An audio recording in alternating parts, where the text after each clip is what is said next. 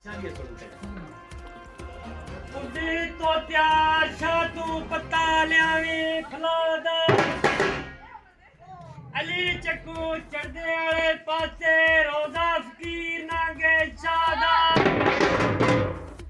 कुतुब सरानाई दीवा बनदाई है नीलादा फौजियां विचों बढ़ चढ़ के जांदे झंडा बाबे नागे।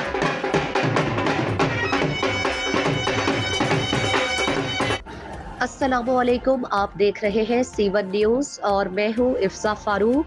खबरों के सिलसिले को आगे बढ़ाते हुए अब खबर शामिल करते हैं हमारे नुमाइंदा C1 न्यूज़ शहजाद कमर से। जिला गुजरात से जहां अली चक बाबा नंगे शाह वाली कलंदर का उर्स मुबारक अकीदत व एहतराम से मनाया गया।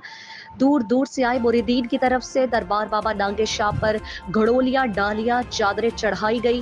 गद्दी नशीन सैयद अली इनायत मशहदी, सैयद वसीम अब्बास चल्हारी मुअज्जम कलंदर ने दुआ करवाई।